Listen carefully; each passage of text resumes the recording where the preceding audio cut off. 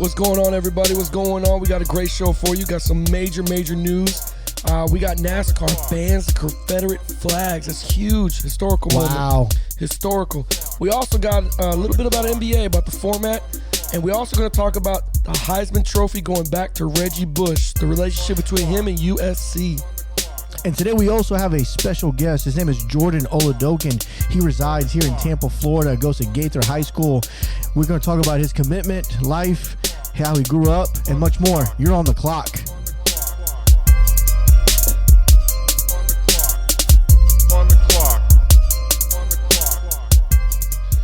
What's going on? What's going on, man? What's going on, George? How you doing, man?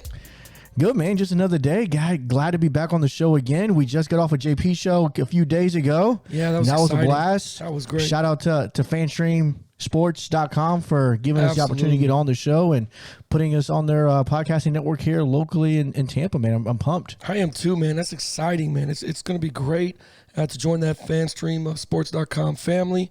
Everybody's been really nice, man. Everybody's been great. And listening to those shows is a little intimidating. There's some good shows, man. So it's good stuff, man. Yeah, it's good man. If you haven't checked it out, definitely head over to the website. Check it out. There's about 4 or 5 shows on there, including ours. So give it a like, give it a listen, and let us know what you think. Absolutely. Hey, man, if you don't mind, I just want to jump right into it, man. Is that cool? Let's do it, man. Let's do it for sure. Hey, man, there was a historical moment yesterday. Big news, huge news coming out of NASCAR. George, I don't know if you saw it, but about 5:30 yesterday, they released the fact that they banned all the Confederate flags on the property at races. It's not allowed, period, in NASCAR, man. That's a long time coming. It really is.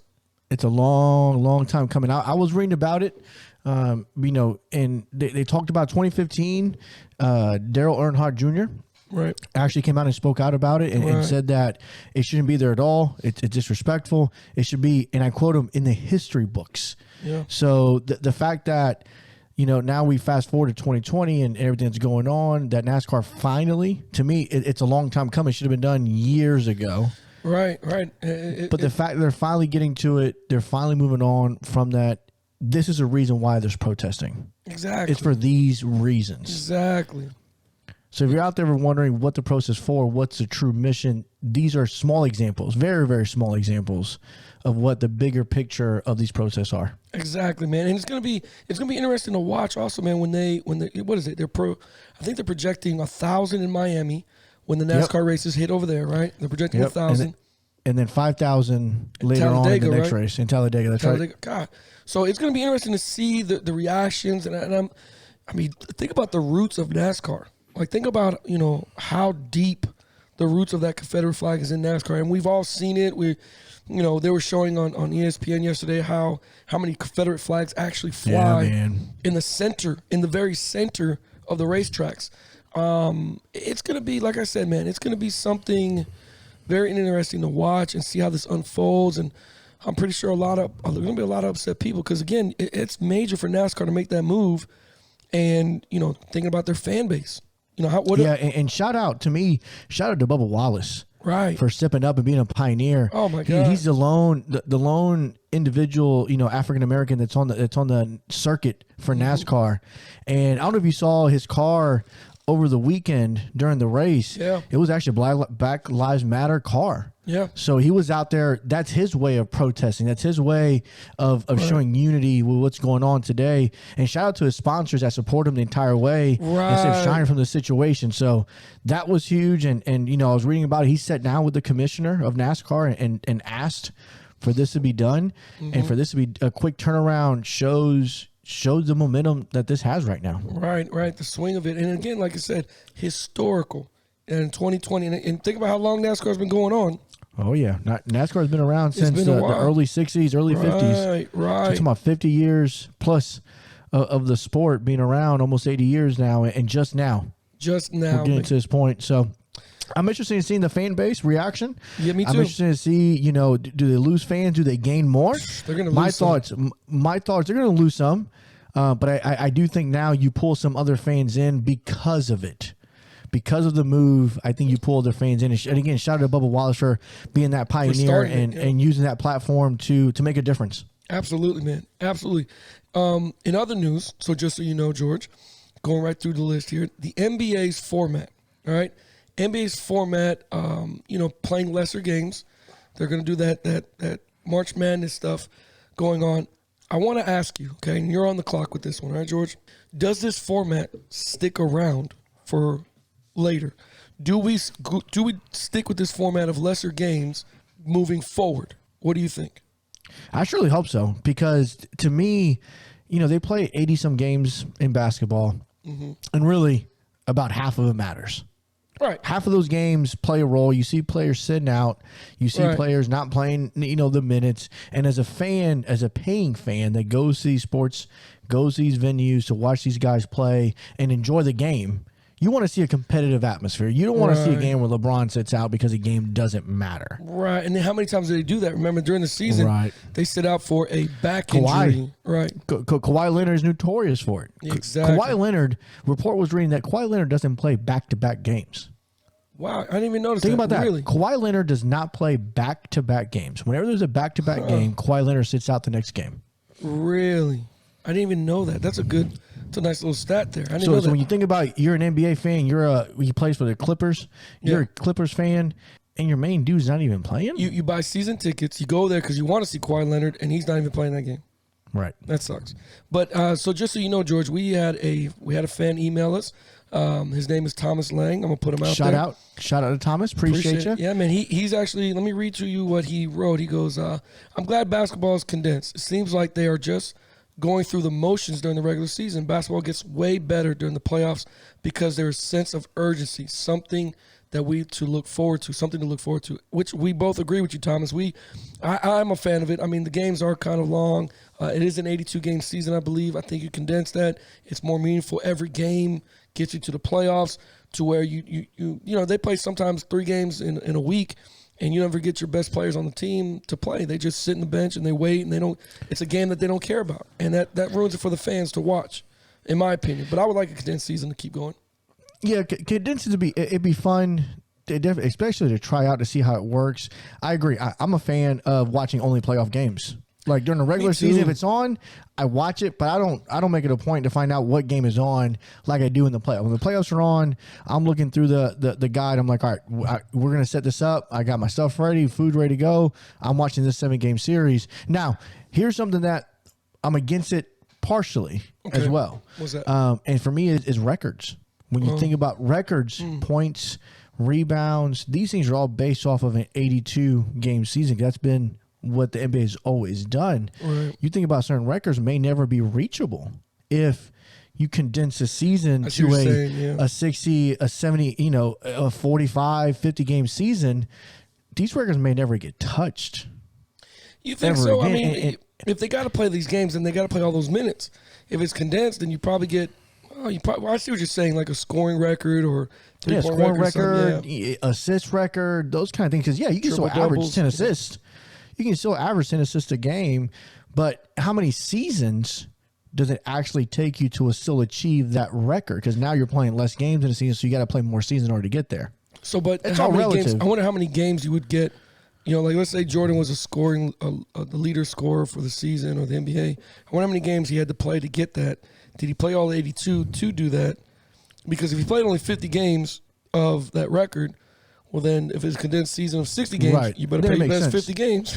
You better come with it. You know what I mean? And that's true, and that's fair.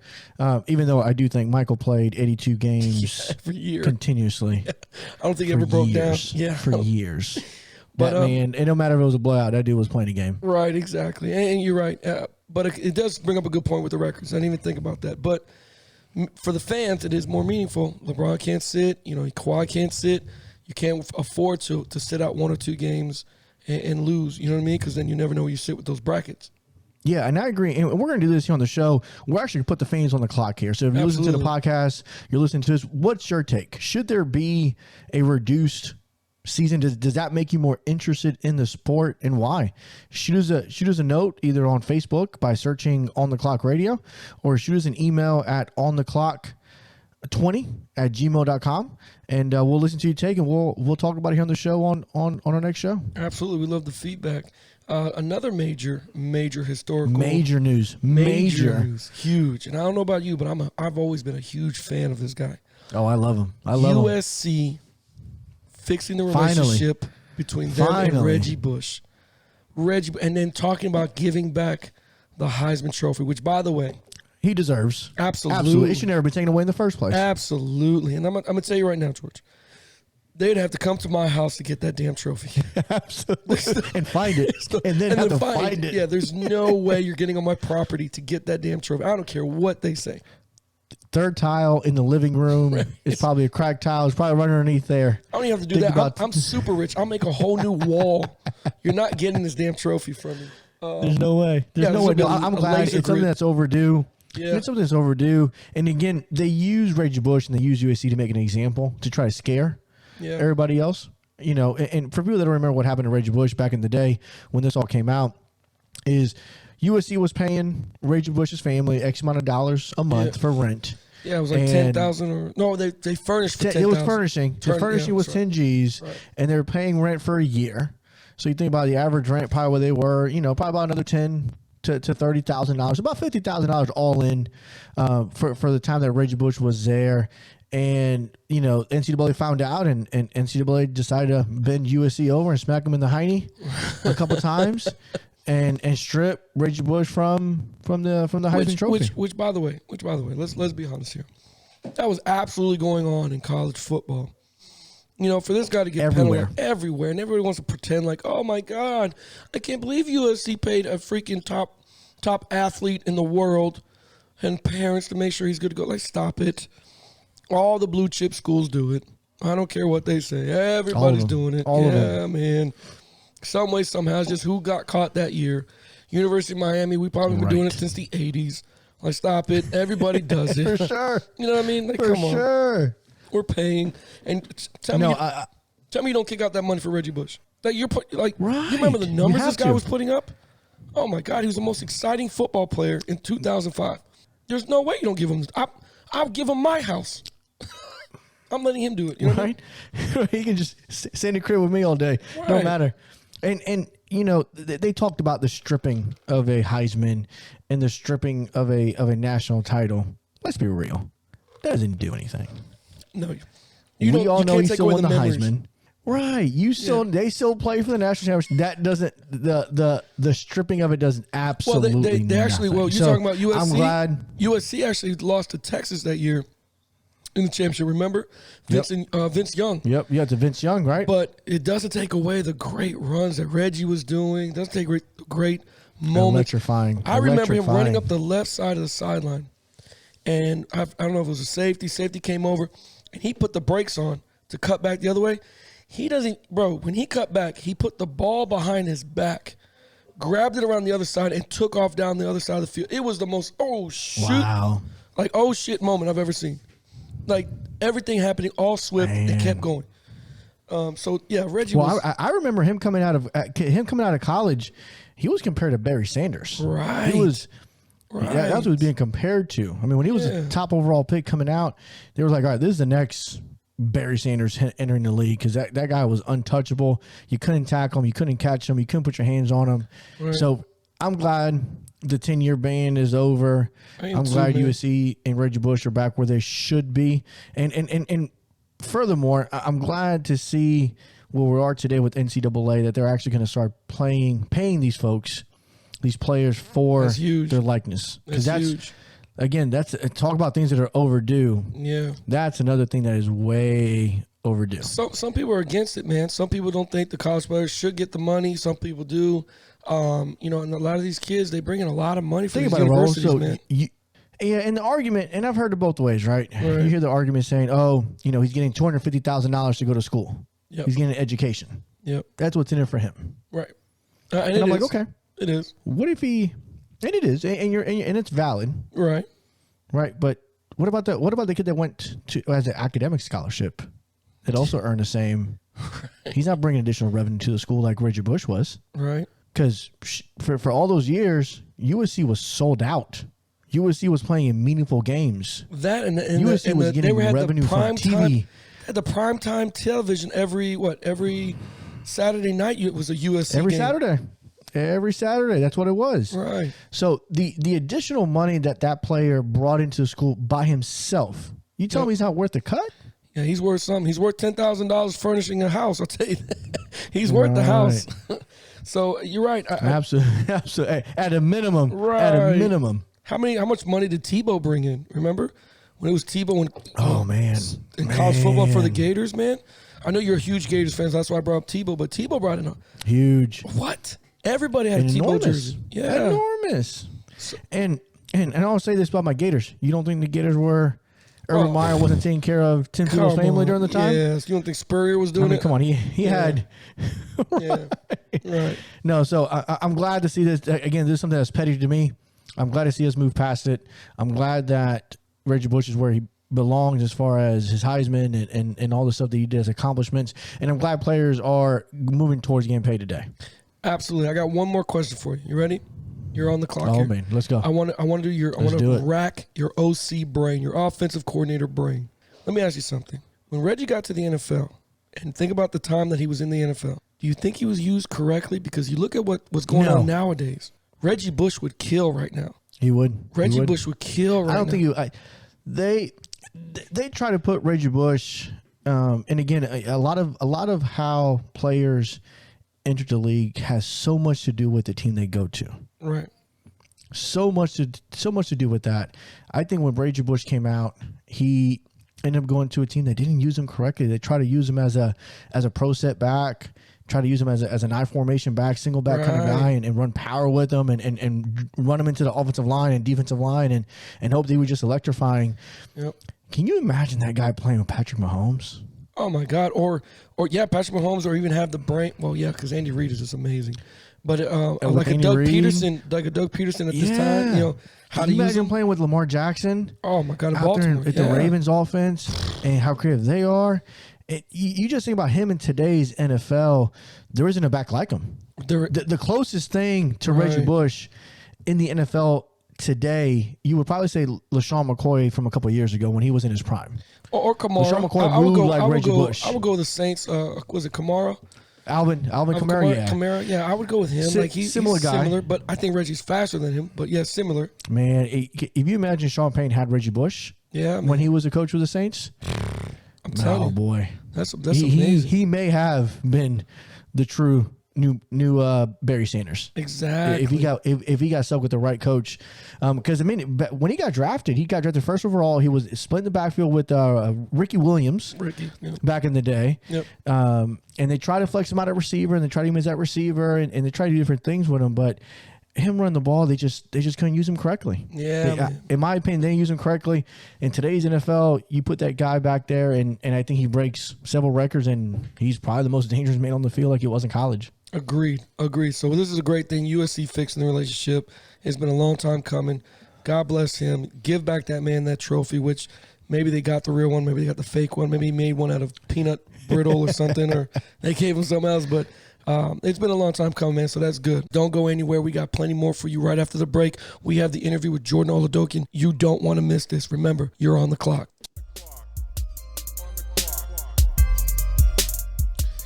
Hey, what's going on the clock, radio fans, man? Listen, I got something major for you guys, okay? If you're looking to start a podcast, you're looking to get intro of music, I need you to hit up my guy, okay, Jay Scudder. Jay Scudder is the one that helped us develop the intro to our show. He's the one that developed this production. I'm telling you right now, he got very creative with it. It's called Inch and Yard Productions. George, let them know where they can find him at, man, just so the audience knows. So you can send him an email at jscudder@gmail.com.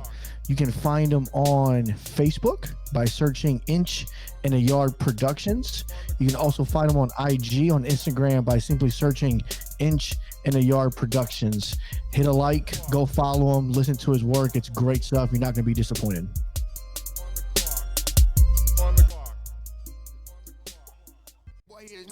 Bro, I kept taking L's, finally got me an M. Still making double, I don't call when I spin. 2018, gotta come 20 if you hopping in the Benz. All right, so welcome on to the special spot on the episode here. We have Tampa local star Jordan OLADOKUN join the show. Jordan, welcome. What's up, Coach? How are you? Good, man. Thank you for taking the time out of your day to come on and join the show. For everybody that doesn't know Jordan OLADOKUN, he's a football player over at Gaither High School, going into his senior year. I've had the pleasure of knowing this young man since the early age of 6 years old, helping him put his belt buckle on and getting him dressed for practice back in the Pee Wee days. Shout out to the Town and Country Packers back in the day. And his pops, man, I've known his pops and his brother since they were kids, man. Chris since he was 9, Jordan since he was 5, 6 years old. So, man, thank you for coming on, man. How you doing? How you been? I'm great, Coach. Thank you for anytime I'll come on here and help. Man, we appreciate it, man. So how have you been staying busy during quarantine? I know everybody's locked up in the house. I know you have a pretty strict workout regimen that you kind of created for yourself. Talk us through a little bit of that. Basically, I have been basically just working out constantly. I wake up about 6:25. I go up to Impact Fitness with my team TAMPA, coaches, our trainers. I get up there around 7, work out, get upper body, lower body in, and then I kind of come back home, just chill, play the game a little bit, and then off to my DB trainer later that day. So it's kind of like I'm on a daily plan, just trying to stay busy and stay safe. Yeah, man. So as you get ready to go into your last year here, Gates had a nice year last year. Y'all had a squad last year. It was nice. I know you made a nice little deep playoff run. So as you look at this year, people think, oh, man, Gaither lost a bunch of dudes. They're gonna have a fall year this year. Put them on the spot, man. Let them know what can we expect from Gaither this year. We're very, very talented. And what a lot of people don't know about our team this year is that we're a family just like we were last year. Even though we have a few people coming in from different schools, we're still a family. We talk every day. We make sure we contact each other. We play the video games with each other. We if we go out to downtown and have fun, or just we're always together. And that's one thing we pride ourselves on last year, and it got us to the 4th round. We're losing a lot of pieces at Gaither, and we have people that got to step up and fill that spot. But big spots. Us at Gaither, we're confident, and we like how a lot of people around the county are telling us, we lost our 6A player of the year, or we lost our 2 starting linebackers. We're up for that challenge to show a lot of people what we are this year.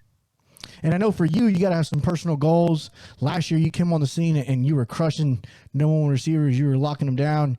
I know we played against you and trying to scout you and trying to make sure that I knew exactly where Jordan OLADOKUN was on every play. At all times. Yeah. So for you this year, what are some of your personal goals that you want to achieve? On both sides of the ball, because I know you're playing a little receiver now. Yeah. You played a little receiver last year towards the end of the year. Yeah. I started playing last year because it was kind of more of a spot that was needed to be like filled, and I told Coach, hey, I play receiver since I was little. Coach George will tell you I played receiver since I was little, so I can do it. But personal goals, first goal no matter what is win state championship. That's the #1 goal, regardless of, I don't care if I have 500 yards or 1 interception. Winning the state championship beats all that. But kind of personal goals, me and Kyle were talking. I want a K this year, receiving. I want a K. I had 500 last year. I missed 5 games. I really didn't play receiver as much as the beginning of the year. So I really, my goal on offensive side is a K. And then defense, I want goal every year is 10 interceptions. That's the goal. 10 interceptions. That's it. That's a standard. Every year, 10 interceptions and at least half of them return. So that's I always set high goals no matter what. I mean, it's hard to get 10 interceptions, but if I'm every day I come to practice thinking 10 interceptions, then it's gonna start coming to light. Yeah, man, that's what's up, man. That's hefty personal goals, and if there's someone's gonna get that is definitely key like you. Now, one thing a lot of people don't know about you here, Jordan, is you growing up, you're a pretty damn good baseball player. You were hot on the diamond, man. And you played what, second base and shortstop? Yeah, I mean, growing up I played everywhere, but mainly shortstop. And people don't know, man, you were actually being looked at collegiately to go play baseball as well. What made you make that decision to stick to football and kind of focus at prime time? When you got probably about 10th, 11th grade, probably 10th grade or so is when you kind of made that decision, kind of just go strictly to football. So what was your thought process there, and what was that conversation with the fam? Well, 9th grade year, I had, I was all state shortstop and at academy at the late, so it was 2A baseball. I was all state, batted 450, and I was crushing it. People would, I had my head coach telling me, "Oh man, if you want to go to college for this, like you can for sure. You're on the track already. Get you some AU things over the summer." And I was at that time, I was small. I was 145, going into 7A football at the time, playing Plant, Armwood. We're gonna have to play Lakeland maybe. It was playing Tech, playing Jefferson, playing big schools like that. I was like, man, I either need to just focus on football this year, or I could be halfway in and I might have not had the same season I had my sophomore year, which really put me on the map. So I was like, Dad, like, you know what? I think I want to play football. And, that was probably the best decision I ever made, even though I wake up sometimes and I look at my baby picture on the wall or some of my hats. I'm like, dang, I miss baseball. Dang, I miss being out there. But, something about football is just that thrill that gives me every time I go onto the field, and just knowing that I could change a whole game by just being out there helping my teammates, my athletic ability. I love doing that. And so that's really why I made that change to come play football full time. So talk about that mentality. So when you're watching film that week and you're trying to find, you're scouting the offense and you find that number one receiver, and you're like, yeah, that's my dude this week. I'm gonna lock him down. What's your thought process? What are you looking at? What tendencies are you looking at? What helps you prepare for those games? Well, I can kind of give you a breakdown. So we played Plant City this year. Mario Williams, number one receiver. He outstanding player, outstanding athlete. Outstanding. Going into that week, he had played dudes prior, and he's been having a good year. He had a good year when we started playing him. So I went straight to the film, and I was like, well, went with my defensive coordinator. I was like, hey, coach, I want him. First thing I always say as a corner, you gotta have that mentality, that confidence. You can't go on the field thinking, oh, I might get beat. It's that confidence that, I'm gonna lock the number one player up in the nation this week. So that's really rule number one that I go by. And the second, just seeing what he likes to do a lot. High school football, you kind of see what players like to do a lot. The high school coaches kind of make them run that same kind of route tree, those 2 to 3 routes that you see run a lot, and it work on other people. They want to kind of run that at you because they like, at the end of the day, they like their receiver over their corner. Of course. So I seen Mario, he likes to do a lot of double moves. They like to give him a ball, 5-yard hits, and have him take it 80 yards, or have him throw slants, quick slants and take it 80. So him being like that, I felt like that week I had to be, I had to get up in his girl. I think I can run with him. I know I can run with him. So I was like, I have to get up on his girl, not make them throw the deep ball and make a play on it at the end of the day. And so that's what I kind of go through, like, weekly basis. Every week we play a good receiver. This is that number one receiver. And I take the challenge every week. I tell coach, since I've been a sophomore, I was like, look, coach, I want the number one receiver. Every week, no matter who it is. Every week. That's a great mentality. Even if I'm playing offense, I want the number one receiver. So that's kind of my mentality. And, it's got me this far, and I'm just going to keep using it. That's what's up, man. That's I like that, man. That's well said, man. I'm not gonna lie to you. That's a dog mentality right there. You know what I mean? Absolutely. And you said it nicely. Absolutely. You could have said dog mentality, but you said it nicely. That's that Mamba mentality. I love it, man. That's it. Thank you. So over the last couple of weeks, we've seen, the George Floyd situation. We've seen some things going on in the news, and a good friend of yours, someone you grew up with, the McLeod brothers were organized a cleanup project over there on Fowler to help pick up champs and everything that happened there. What are your thoughts about some of those things and what you've seen going on? And then most importantly, about your teammates or friends, right, that you grew up with as you were 6 years old, running around, seeing them act as those role models in the community. What are your thoughts with that? It's actually like, it's really big, you know, me, Kobe, Jordan, you know, Ray, my brother, all of us, we grew up since we were kids. We've been at each other's house. We know everyone's in the family, you know, so that's kind of having us, or really having them, because I kind of showed up late, but having them want to do something like that is really big for the city. You know, Tampa is our home. You know, we've only known Tampa. I've been in Tampa 17 years of my life. So having champs destroyed like that, set on fire, you know, it sucks, because I've been to that store. I've shopped there. You know, I've been around there. I've been to University Mall. So just certain things going on in the world right now.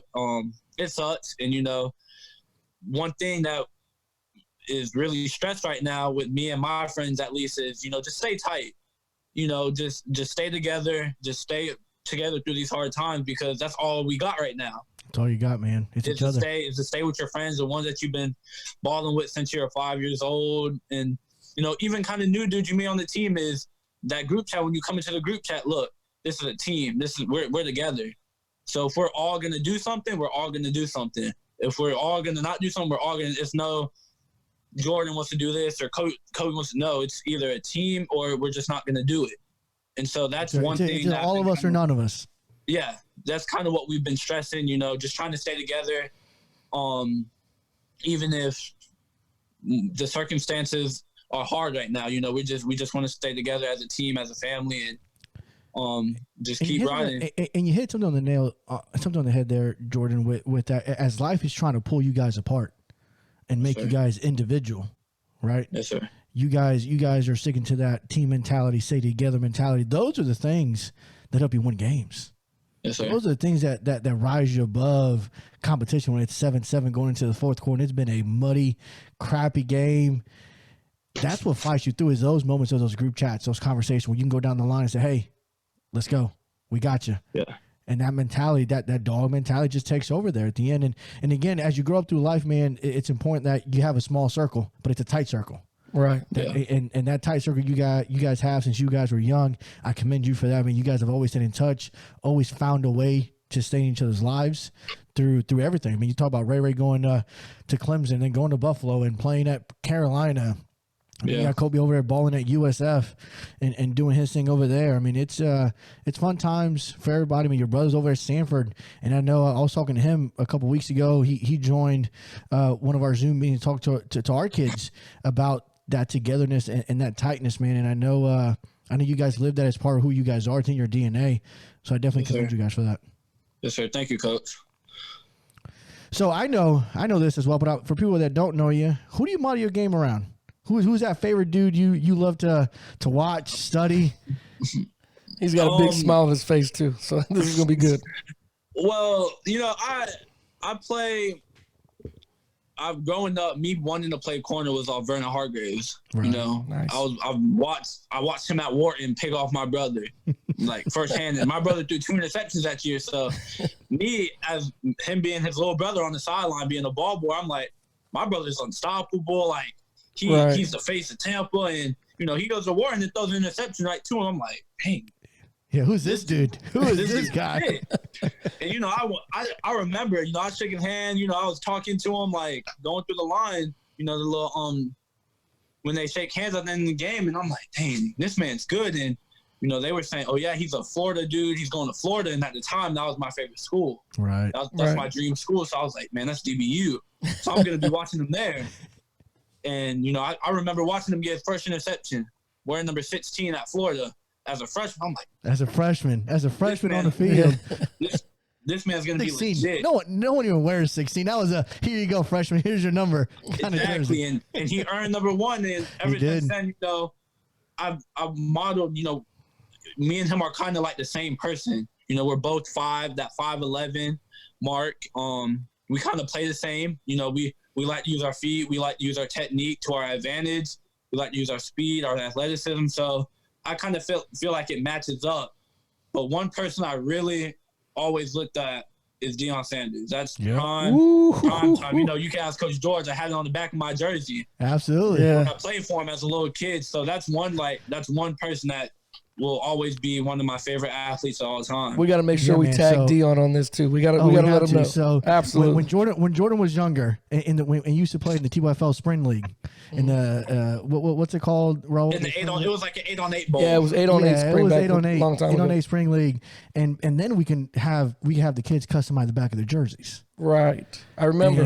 Jordan. What do you want the jersey to say, Coach? You already know, prime time. And that's what he would have on the back of his jersey. Yeah. It would say prime time. He'd wear 21. I had 21. I have the jersey somewhere. I need to find that. I have it somewhere. Still got it, huh?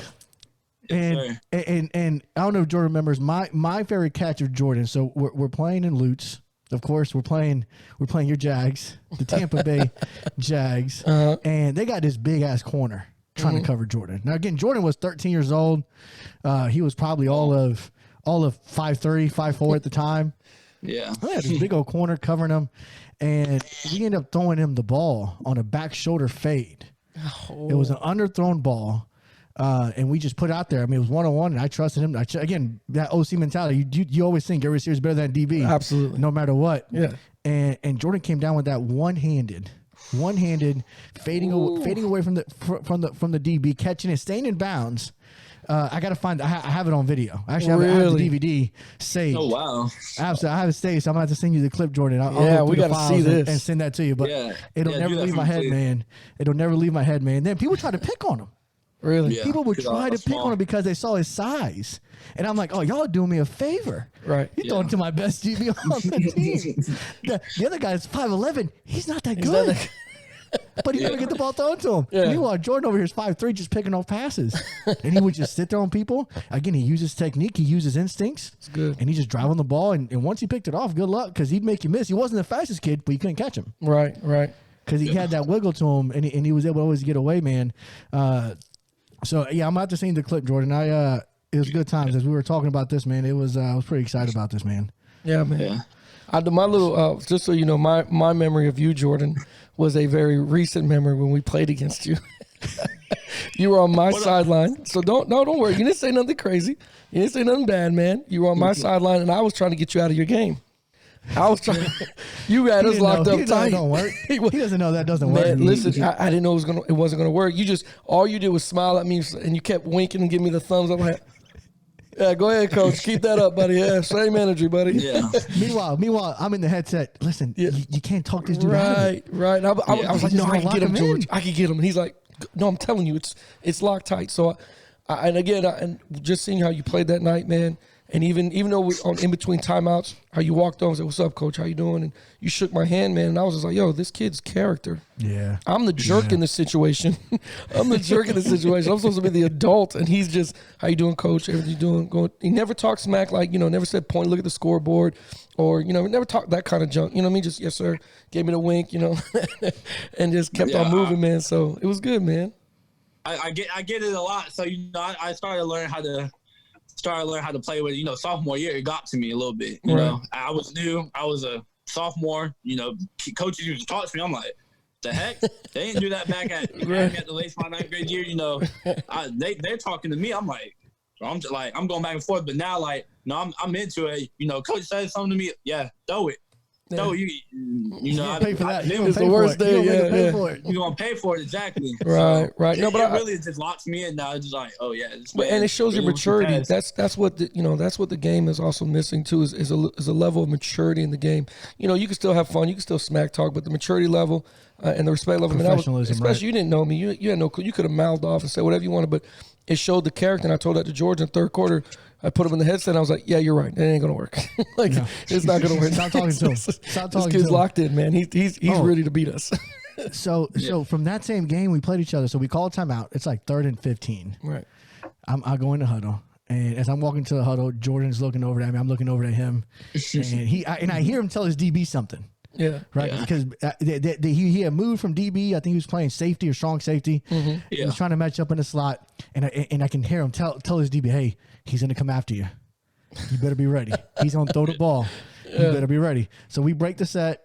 And we have our receiver to the weak side. Everybody trips to the right, trying to force Jordan over to the strong side intentionally. Right. Because I'm taking a shot backside. I'm taking a shot backside. And Jordan's telling his receiver, he's telling the DB, dude, back up. And you can see him waving to him on the film. Telling him to back up. Because Jordan knew exactly what I was calling. I was calling a go route.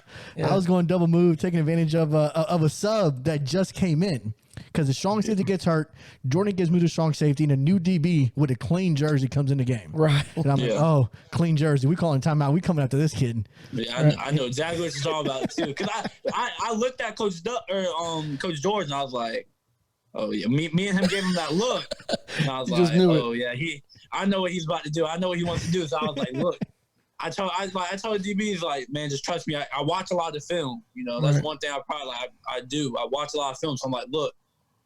Like, just trust me. I know Coach George. I played with him since I was little. Just trust me. I know what he wants to do. I know where he wants to go right now. So, that's awesome, man. So the 21st is going to be a very exciting day. Yes, sir. I know 21st is going to be the commitment. You're going to declare what school you want to go to. How you feeling about it? Yeah. What do you got in mind, and tell us what kind of ball player is this school going to get? I'm going to be. They're going to be getting dedicated, a person that loves football, loves football, loves the game, watches football all the time, just everything around football, love to do. Right. They're getting a person that respects the game, respects others, on the field, a role model, off the field, a role model. Not a person that, on the field you love, but off the field he's a dirt bag, or he talks back to you, or he doesn't. I'm for that school. I'm for that school, that everything that school wants. So basketball game support. I'm just, whatever school I'm going to, I'm gonna support that school and whatever. That's what's up, man. That's what I'm talking about. So give us the details on the 21st. Where are you going to be? How are you going to do it? Are you going to do the old traditional IG, Twitter? Tell us a little about how you choosing to commit to the school. He loves Deion Sanders. It's going to be an old school feel too. He loves Deion. He ain't going to be on IG. So basically, June 18th, Spectrum Sports, Chris Tortello is coming out to my house and some of his crew to record the video. So basically, I'm committing on the 18th, but it's not going to be out until the 21st. And I picked basically the 21st because of Father's Day. Originally it was supposed to be my birthday, July 29th, but due to the coronavirus and just different stuff, me and my family thought it would be best to move it up. So, I wanted to pick a meaningful day, and, what not a meaningful day than really supporting, putting on your own dad's birthday, a person that has a lot of impact on me in my life and to every other coach that's ever coached me. Right. That's kind of big to me. I always want to say thank you to every coach that's ever really coached me and helped me with everything that I've ever done in football and even off of football. So that's kind of a big day. Man, and I'm excited to hear. I know you got a couple schools in mind. We're not going to put you on the clock here and make you decide and give us any insights now. Right. We can save that for the 21st when it comes out. But I know, it's, a little short story here.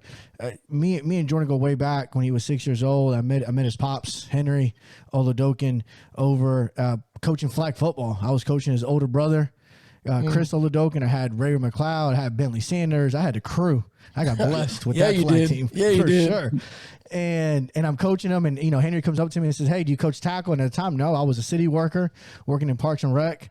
I watched the Packers through the fence because they practice at Alexander Park, and I would watch them through the fence at night when I worked till 9 o'clock at night because I'd be there to close the park up.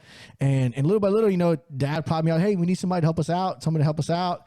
Decided to come out there, and the rest is history. Now I've been coaching 15 years later. Wow. Still doing it now at a high school level. Got the honor to watch this young man kind of grow up. Yeah, and I know, Jordan, recently your pops opened up a shop. He opened up a restaurant. So give him a shout out. Tell us a little bit about the restaurant, where they can find him. Yes, sir. Him and his buddy Rusty opened up a shop by USF. It's really right off the highway, right by USF. It's called Lenny's Sandwich Shop. They make they make any sandwich you want, basically. You know, Nice. I've had it there. I had the you know, I'm a big buffalo tender chicken sandwich or chicken sandwich juice. Grown man sandwich. That's a grown man. If you love those, I'm telling you, it's better. You know, I know everybody in Tampa loves their pub subs and Publix sandwiches, but Lenny's, you know, that it's the real deal. So Nice I mean, place to go. everyone, like, if you can, go check it out. You won't regret it. Does Pop have a Yeah, Twitter man. for Lenny's or not? Or do we got to create one for him? See, I need to get on that part with him. I need to let me do the social media. I can handle social media. There you Right, go. and let him side you some money for that, man. That's called Yeah. marketing. Yeah, my dad's getting a little bit older, so technology wise, he's not up to par like me. You know, I know how to Right. do anything almost on tech. No, your phone. your That's what's dad up. lives that different life now. He likes to be on the Yeah. boat. He Yeah. likes to go on the By the boat, boat. hanging Yeah. out. Hanging He's out. doing something a little different now. That's awesome. So, all right, George. So in the next part of the segment here, we like to do a little section we call this or that. We're going to put you on the clock. And we're going to ask you a variety of questions. And you're going to tell us pretty much, is it this or that? What do you like? Yeah, I so got you. Jordan, I got these questions, man. Okay, so this is Oh, our this boy. and that questions, man. And again, you're a young man. I'm not going to try to embarrass you or nothing, but I got just a couple questions, nothing crazy, okay? But I like to get some insight on our guest. Okay, so here we go. You ready? Yeah, I got you. Come on. All right, man. Here I'm we go. ready. Here it is. Is cereal a soup? Yes or no? Oh, No. boy. No. It's not. No? It's in a bowl with liquid. You sure? It's like chicken noodles. I feel like for it to be a soup, I feel like it's got to be hot to be a soup. Okay, My there you personal So go. that's opinion. it. Okay, There you go. That's a valid point because that was That's online valid. as well. That's a educated. that was an educated guess. I mean, I like unless that. you heat up your cereal, which I never. But who does that? Yeah, that's nasty. Yeah, you're right. I don't think it's a soup.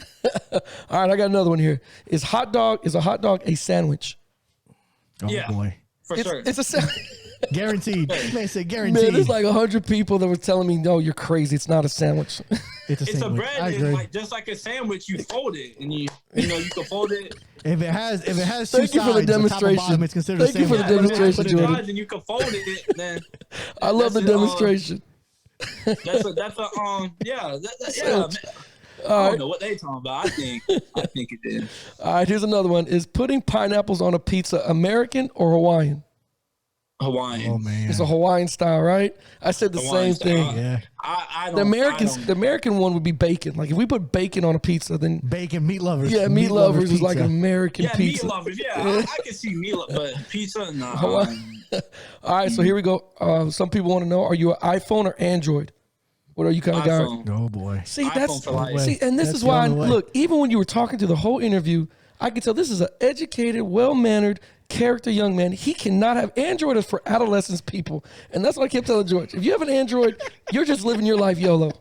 That's what you're doing. I tell my dad That's all it. the time. I don't know how you like function with an Android. I don't. I Right. couldn't. Man. Like, Right. I like looking at my phone. I couldn't wake up and look at my Android and be like, What is doing? like What is this happy doing? to go on my Android. Yeah. That's perfect. My last one for you, bro. Here we go, right? So- what do you prefer, hamburger or taco? Oof. Oh, I knew It's a it. hot debate. And this It's is a why I hot made debate. it the You're a last Florida boy. question, man. This You're a one, Florida boy. yeah.